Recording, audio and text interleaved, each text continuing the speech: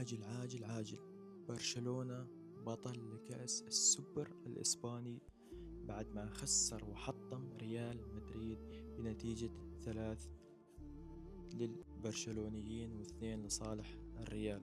طبعا هذا اللي يتعب ينجح، واللي ينجح يصل للمستوى اللي بده اياه ويتوج امام الجمهور، والرياليين عم يتفرجوا ما عم يتعبوا. ما بعرف ليش هيك عم بيصير مع برشلونة ضد ريال أكثر من 3 أو 4 مرات. ما بعرف الإحصائية صراحة، أنا ما بتابع رياضة كثير، بس شفت الخبر وحبيت أنشره لكم.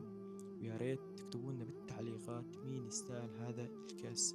هل فريق الريال إنه يستاهل هذا الكاس أم البرشلونيين يستاهلونه؟ أنا أتوقع إنه برشلونة تستاهله، لو ما تستاهلوا كان ما أخذت هذا الكاس.